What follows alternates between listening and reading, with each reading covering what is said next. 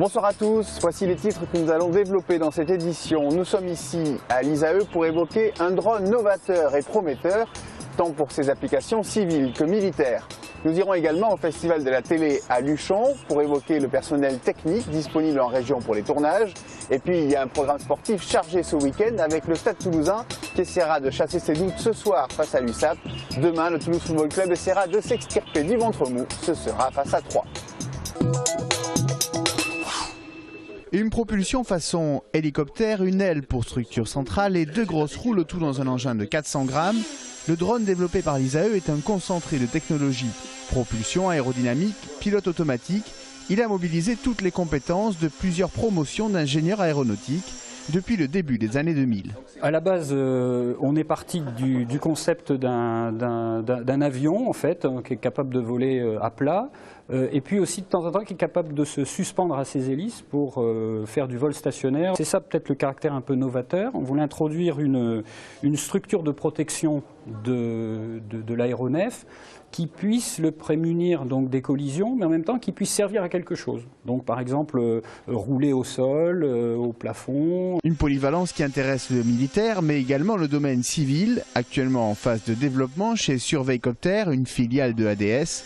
Son utilisation pourrait révolutionner les interventions en milieu critique. Un exemple, c'est pour les pompiers, c'était la recherche de personnes dans un bâtiment en feu. Même si on ne voit rien parce qu'il y a trop de fumée et autres, il pourra rouler par terre, rouler le long des murs, il pourra s'orienter et faire par exemple la recherche de victimes. Après, il y a l'autre exemple qui est l'exemple pour les services de sécurité, c'est rentrer dans un bâtiment pour aller rechercher s'il y a des ennemis. GIGN et RAID sont très intéressés par le produit. Sa première version commerciale pourrait voir le jour d'ici 6 mois. Ce soir, l'astéroïde 2012 DA14, d'un poids de 135 000 tonnes et large comme une moitié de terrain de football, passera à près de 27 000 km de la Terre. C'est le plus gros objet passant aussi près de notre planète, jamais anticipé par les scientifiques. La NASA assure qu'aucun risque de collision n'est à craindre, mais il sera peut-être possible de l'apercevoir dans le ciel toulousain. Ce soir, à 22h30 à peu près, il sera dans la Grande Ourse. Quelqu'un qui a des jumelles, quelqu'un qui est un peu féru dans la Grande Ourse pourrait le voir passer, parce que ça bouge quand même assez vite, puisqu'en quelques heures, il a frôlé la Terre. Il est dévié, et puis il repassera en 2046. Mais d'ici là, d'autres astéroïdes passeront, et on les surveille de près. Il y a un danger potentiel.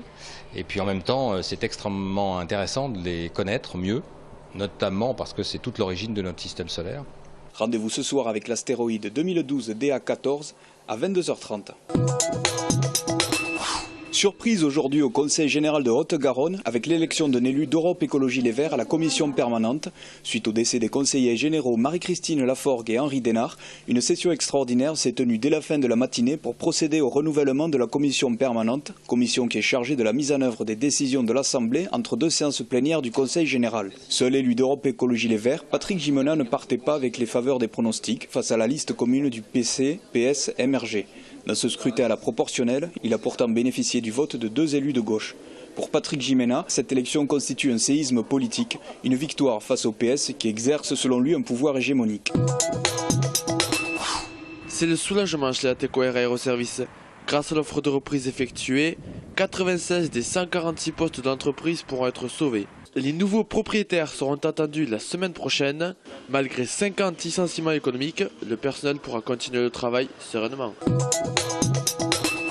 Journée de mobilisation demain contre le projet de centre commercial Les Portes de Gascogne à Plaisance-du-Touche en présence de José Bové. À l'initiative d'Europe Écologie Les Verts, une action collective se déroulera à 10h sur le site de la Ménude. Des bus gratuits partiront à 9h du métro Ramonville. L'après-midi, José Bové sera à l'Utopia pour une projection débat sur les grands projets inutiles qui fleurissent malgré la crise.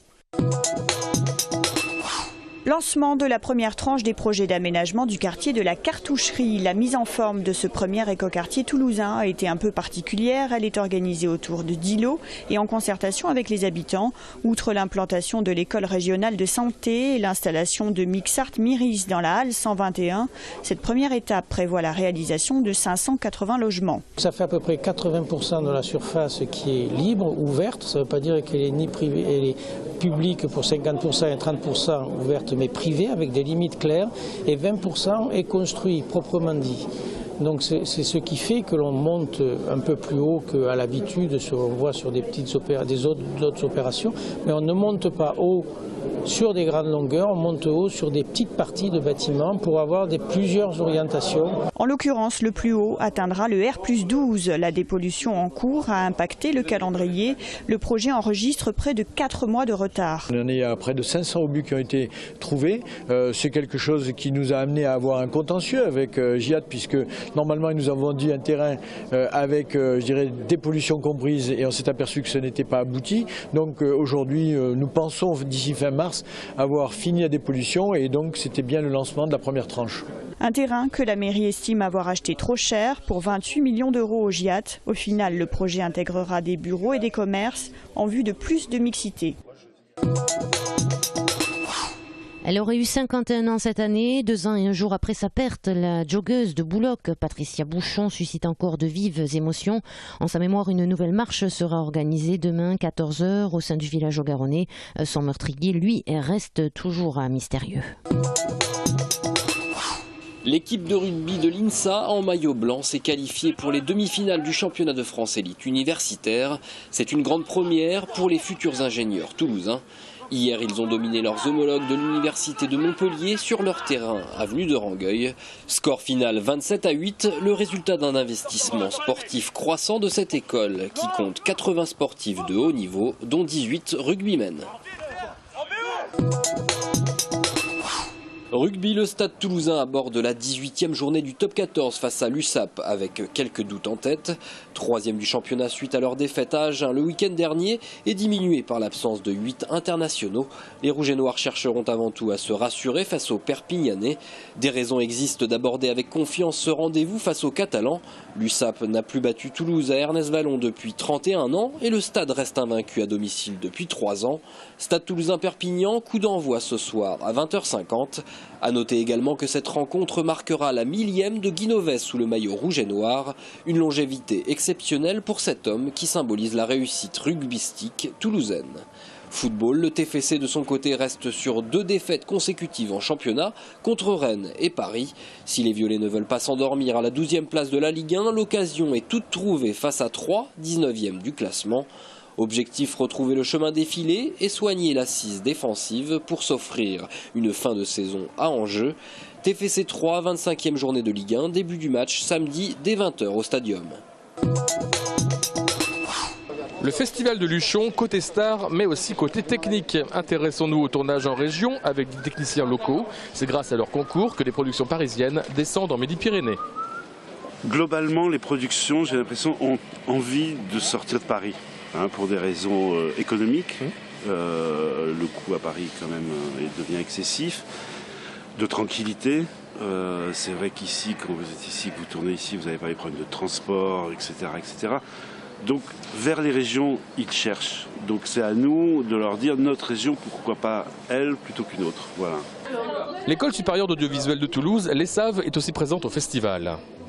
Des étudiants réalisent le making-of du festival et nous sommes ici dans un espace qui s'appelle Tremplin à la création où les SAV, mais aussi la SACEM, la DAMI et la SACD présentent des films qui pourront peut-être trouver une diffusion grâce au festival. Une dizaine de films sont montrés par des étudiants polyvalents.